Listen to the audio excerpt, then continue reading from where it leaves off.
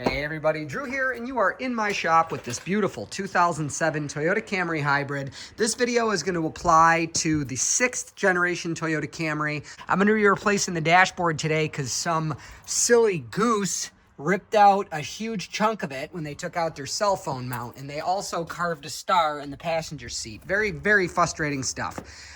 Anyways, so I started to pull the dashboard. I've already done that to get the new dashboard, which is sitting over there by my tire stuff.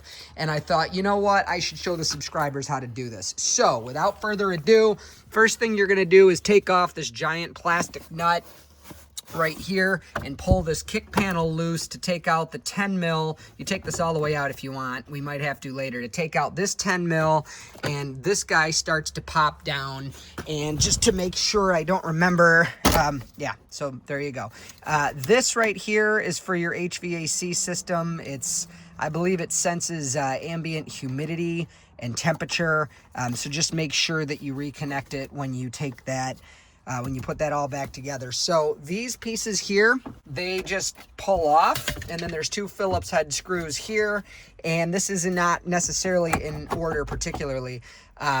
You should have the 12-volt battery in the trunk disconnected if it's a hybrid, or the 12-volt battery disconnected up under the hood. And I'm going to say it now and probably 20 more times. This is for entertainment purposes only. Do not attempt doing this job if you are not a certified technician, because you're going to be dealing with airbags. Anyways, set your parking brake, because when you pop this guy up, you're going to get a plastic pry tool, and I take the shift knob off. It just unscrews counterclockwise, and then under here, normally you would pry this guy up and there's a button so you could shift without, the ignition being on, but underneath, you'll feel it, there's the button that you would normally press when that's off. So with that, you're gonna lift this up here. Very difficult to do with one hand, but I'm gonna disconnect this connector. There we go. Sorry for the silence. And then just get this guy. It's, of course, stuck by the heated. Let me go back another gear there. There we go. Now we could disconnect the heated seats. With this out of the way, I like to use my roof to set some stuff there. Hopefully it doesn't fall. Okay, so this guy here just pulls out like you just saw, and there are more electronics to disconnect in the back. Next, we are going to very gently remove, well, actually, we don't need to be gentle because this dashboard is already shot, but you don't want to break the vents themselves. We're going to remove these vents. It might be a difficult job for one hand, but I'll pop these out and get back with you. I am immediately taking blame off the formerly accused silly goose for destroying their dashboard. It is kind of disintegrated from the sun. This is a Southern car.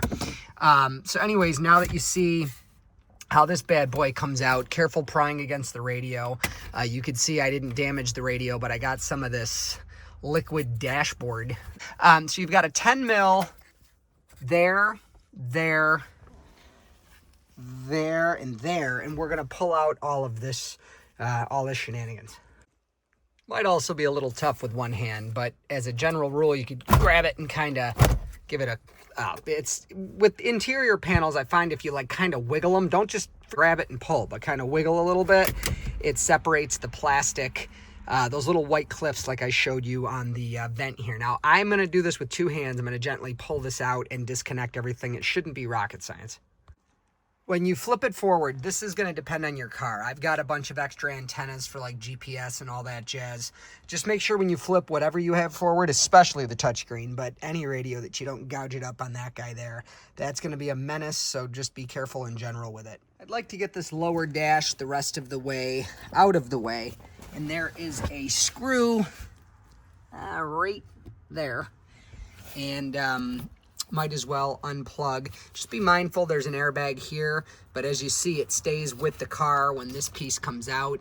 I don't take this piece out if I absolutely can avoid it, because I don't want to disconnect the hood thing. See that blue connector? But I do need it lower than this, so we're gonna just take these off. And make sure you watch this video a couple times. Again, this is a reference video. I'm not calling this a DIY job because DIYers, I'm not pooping on you guys. I love you guys. You make up for a lot of subscribers. But if you haven't been trained on how to deal with airbags and you don't know exactly what could happen if something goes wrong, they could kill you easily. So we're not messing with airbags. Either way, there's an airbag. Just be mindful of that. Gonna loosen that down a little bit. And what I was saying is make sure you watch this video several times, you professionals using it for reference, because there is just a ton of connectors for what should be a simple job, but isn't. I suppose I'm a little out of order. By the way, I shouldn't call this a should be simple job because it's not, but I'm going to remove those. Those used to be screws before Toyota cut some costs. They're little pop rivets now, plastic rivets. I'm going to take out the shroud for the gauges and work on getting off this in this piece. And then we are going to go probably tackle the glove box and take off these guys here. And believe it or not, I know it doesn't look it, but we're making progress. All right, to get that shroud off, we're going to get under here and again, give things a wiggle. I know that sounds kind of funny, but the wiggle helps you loosen clips without breaking them. So we're gonna disconnect that guy there. Tough with one hand, I promise. I'm careful when I work on stuff. And then we're gonna disconnect the power button now. So that's out of the way. And then be mindful not to lose those little cheapy clips because they're not the standard size that come in like the Harbor Freight or eBay or Amazon. I suppose I should not date myself. They're not that standard size that come in those plastic rivet kits. See, they're much smaller. Of course, you don't know how big my thumb is. That looks like a safe place for that out there on the windshield. Now you've got screws, 1, 2, 3, 4, that hold in your gauges. Don't worry, this obviously doesn't have a cable-driven speedometer. Just be careful pulling it out, disconnect everything, and put it in a safe place. One thing that's actually gotten a lot easier as time has gone on, there's really no need for gauges like these anymore, and most cars don't have them. In fact, it's usually just an LCD screen there now, but, you know, the world wasn't ready for that yet, so they digitally controlled analog gauges, if that makes sense. So with that stuff out of the way, moving on to the glove box and this piece of dash, as well as these side panels. This guy here just pops off like that, and then the glove box, it's probably another one of those two-hand things, but you just give that a yank. I'll show you. So those more or less clip on to those, kind of like a, right? And then like that guy there that I showed you, that strut. Now there is 1, 2, 3, I guess 4 would be behind this kick panel. Just take off that big plastic nut and move it, and that piece should come out. And let us get at this. We're probably gonna have to take out these vents. I forget, we definitely need to take off these. Surprise, that one's a 10 mil. Before you go yanking, there's one extra screw. Pull off this weather stripping too. Should come out pretty easily, and then there's one electric connector there for the tire pressure reset. I left the bottom panel, it would be like up right here. I left it on that part, and those two, you can see right there, nubby and nubby, they go into the holes on the bottom of the fan assembly there. By the way, be sure to subscribe. I do an evaporator core job on a 2010 Prius, which is even more of a nightmare than this. But anyways, with that out of the way, we absolutely need to take off these side panels. So I'm going to show you how to do that. On this side, there is 1, 2, 3 screws holding it in, and then 1 holding it to this back piece here. This guy comes off pretty easy. You want to know about that white grommet that the screw goes in, sticks in the hole there for the screw, and you got that yellow push tab thing, again using the wiggle technique. And then those hooks, you see there in the center of your screen, those hooks go down into that slot. So that is how this guy separates from here. I suppose if you're in a hurry, you could leave this hanging, but you're gonna see when it's time to actually get this dash out that it's very unpleasant. The more room you have to work, the better. I set the screws inside there. I'm gonna do the other side. This one's got a little less room, but if you bow this entire side like that, but over here, if you bow it out, it gives you a little bit of room to get this side away. And by the way, again, those hooks, just watch out for those. This guy slides down and then it could come out. Again, screws in the pocket there. I'm gonna set this guy aside as well. And preview of what's next. I'm gonna pull the A-pillar covers. Make sure your hands are clean for this, you professionals watching this for reference. What you gotta know about these guys here is inside there is, I'm gonna try to give you a decent shot of it. Right there, it keeps trying to give you good focus. Right there. That is a clip that can rotate, and I have a special tool for it. I have these pliers. I actually got them in Harbor Freight. I'm sure Snap-on has a set that costs a whole year of income, but these work just fine. I'm going to clean them up so they don't get the headliner dirty. I'm going to clean them really good with isopropyl alcohol, and then I'm going to get in there and rotate that clip 90 degrees and show you how it slides out. This is really tough to show you while I actually do it, but you can see it there. So the trick is to get the pliers between the airbag. That should go without saying. If you don't know what you're doing, don't do this. You're buying an airbag. But you get your pliers along the side. Let me zoom out for you there. And get that tab like that, and it fits inside that slot. It's at a 90-degree rotation normally, so when that pops off, when the airbag goes off, it stops there instead of, you know, flying across your face. So with it twisted, you could then pull this guy out, and then it just kind of works out of the, it's got a big slot that goes in a big fin that goes in a slot down there. So with that out of the way, we could work on that vent. All right, the vent, super easy. Just grab and kind of wiggle like I've been telling you the whole time, and it comes right out. To take that side there off, and we're gonna look at all the screws we gotta take out and connectors we gotta take out to get this dashboard to move. While we're over here, let's take a look. So we got a screw here, a 10 mil, 10 mil. There is a, let's see. So 10 mil, 10 mil. You're going to need to do that 12 mil and that 12 mil for the airbag. One of many times I will tell you, you're not just going to yank this out. There's a million things underneath it that need to be disconnected. There are actually less areas that it's screwed in than you'd think. The ones that hold the radio on, they're a connecting point, which is already off. There is a connection there. It's 10 mil there. And there is a 10 mil there. Well, possibly the moment you've all been waiting for. You're going to notice that guy there is a stud, not a screw. And you guessed it, it just kind of comes forward a little bit. Not much, but a little bit. And then from here, we are going to start lifting up and finding any and all things that prevent us from lifting all the way.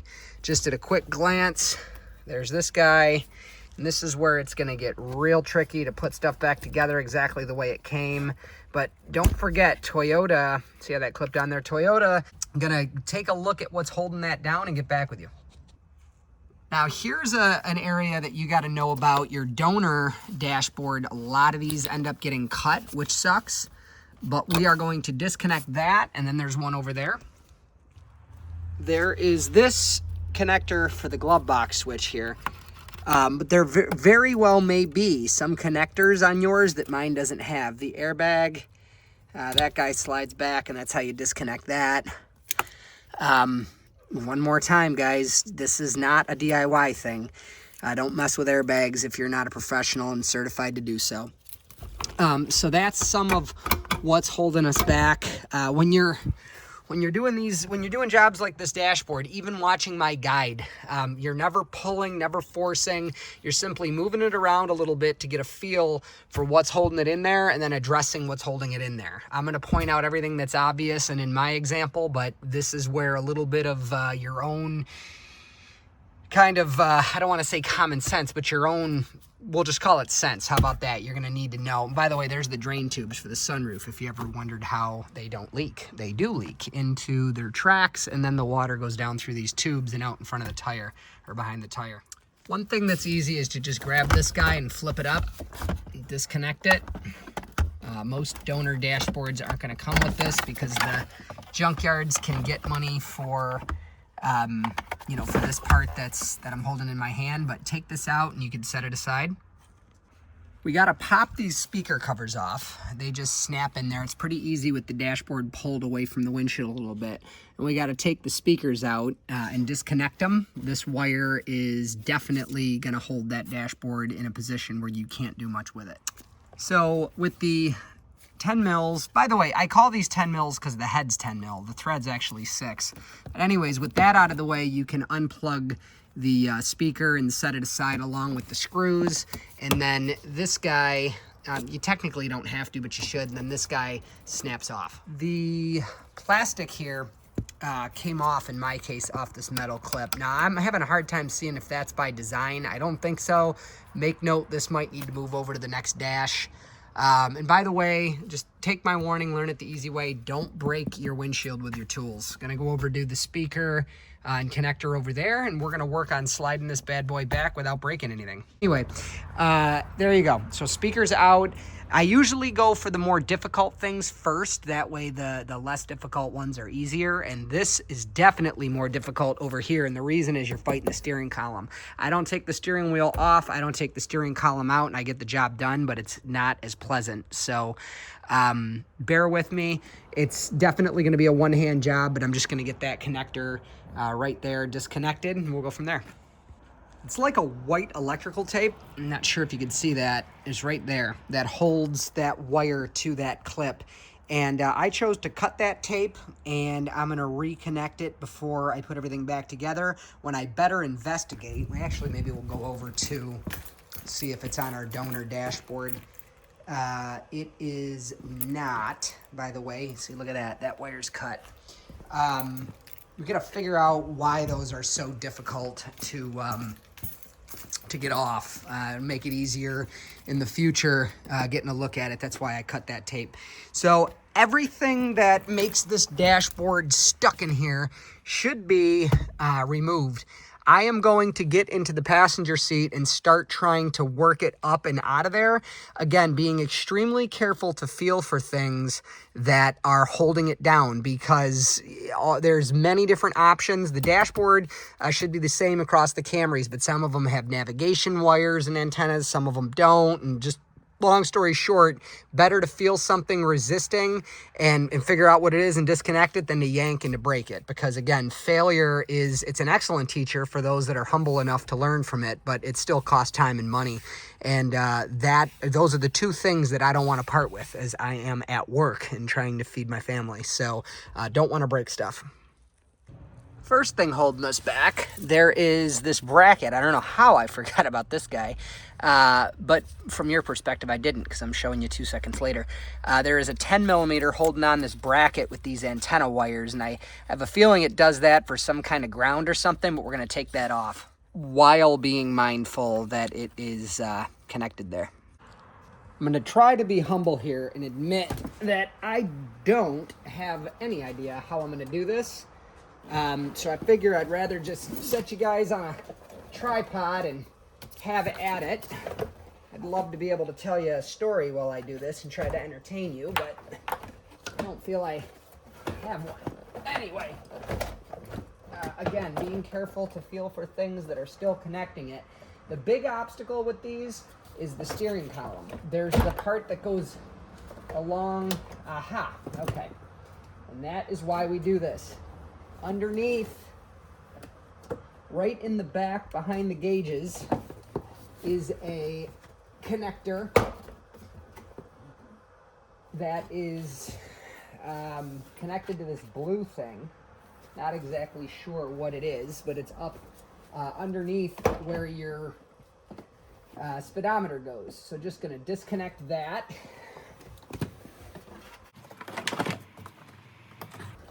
And try again. That's why we go gentle.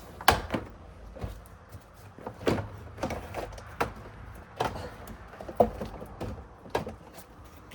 trying not to break the blinkers. Let's see here. Trying not to break anything else. It does feel hung up over there. And unfortunately, there is a connector. Should be easy. And it is that guy right there. So underneath that guy right there you just pinch. You guys should have seen those. There's one here, so I could give you a closer shot of it. So you just pinch these outside. Let me see. There's tabs on the outside of it that when pinched, it slides up through the top. So I'm gonna go over there, deal with that, and this bad boy should come right out. All right, now if you guys think it's funny watching me struggle to get this out, wait till you watch me struggle to get the new one in.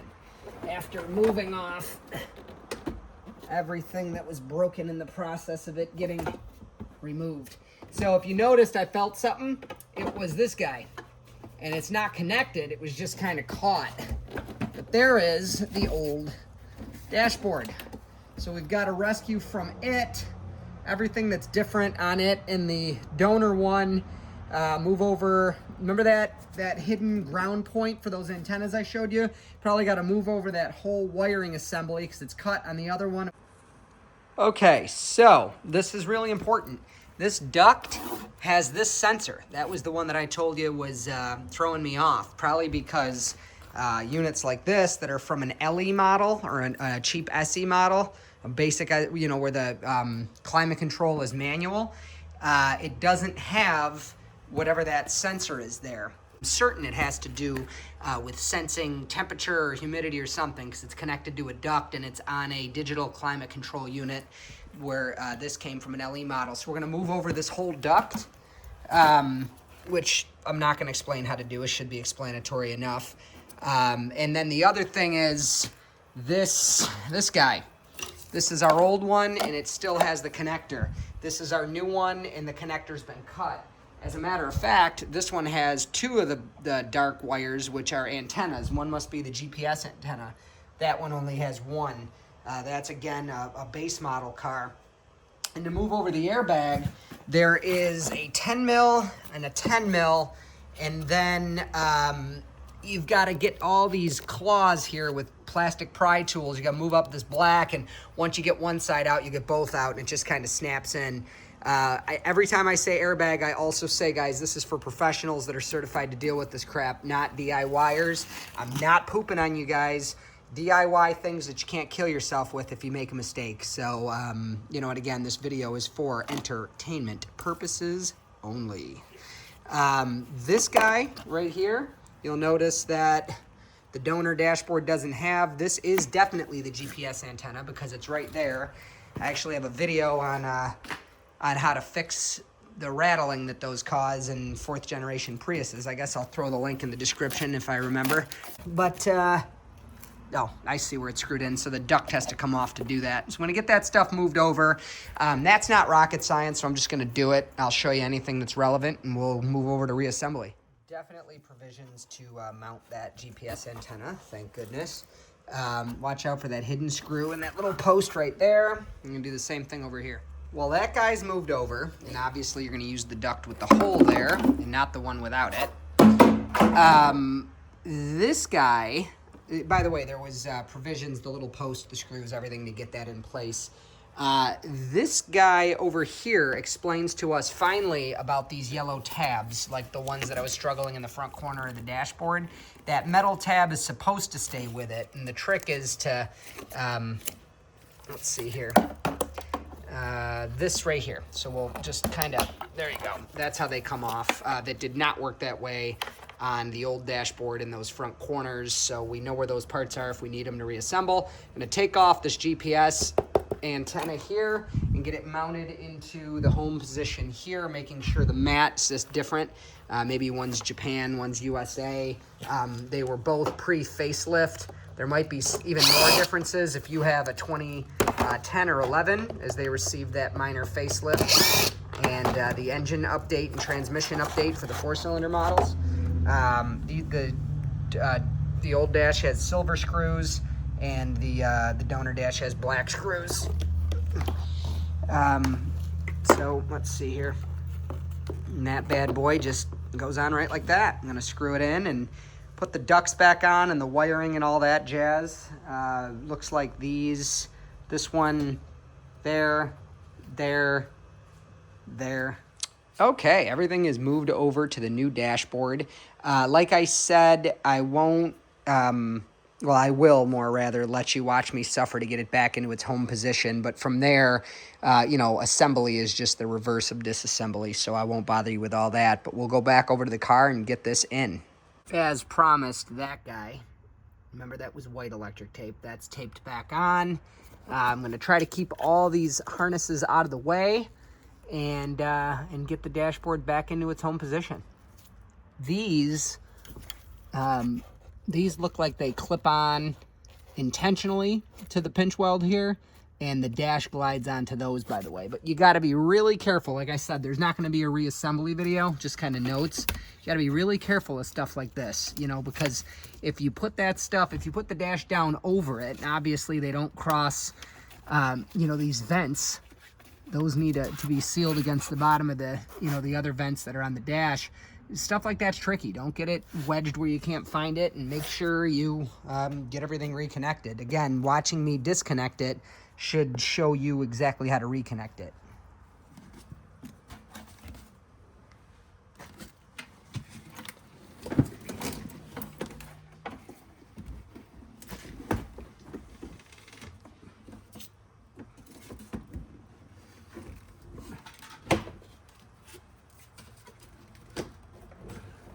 Careful not to scratch your steering wheel. Just be careful in general. This is not fun. But it came out of here, so it ought to go back in. All right, now that it's kind of in its home position, I didn't expect that to go that well. It usually doesn't.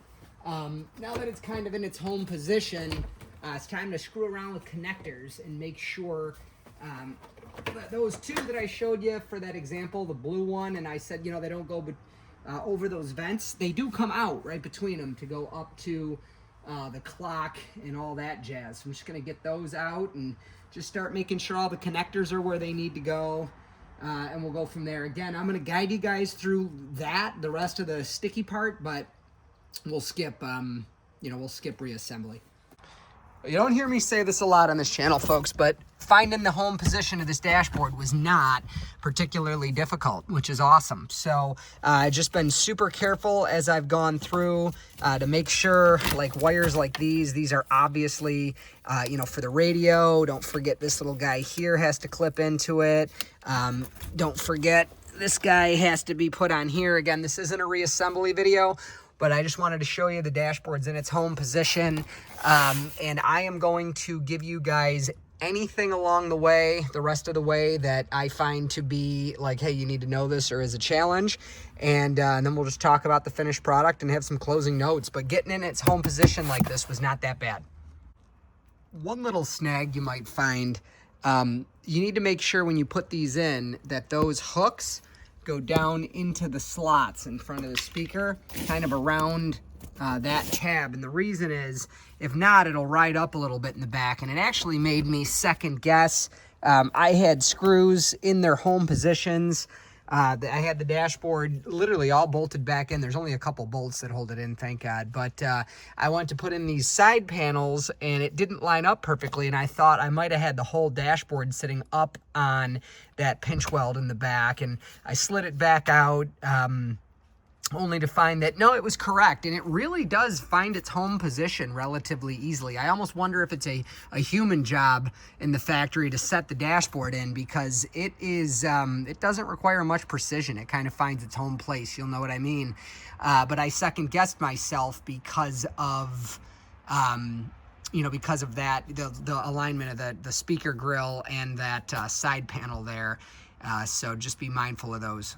Okay, so calling that a success. This car now, for the most part, is sellable. A big chunk, look at that. Big chunk out of the dashboard like that. That's just, it's, you know, makes the car not presentable. So now it's handled, and you got to see in this video every little connector and hidden obstacle there is. Again, this video is reference for professionals. It is not a DIY worthy job. And of course, this video is for entertainment purposes only. I do wish you the absolute best tackling this job, as it is not a fun one, but if I could do it, you could do it. God bless you, and we'll see you in the next video. And by the way, if it was helpful or entertaining, or if you learned anything at all, please do give it a thumbs up and subscribe to the channel for more content like this. Take care. God bless. Bye.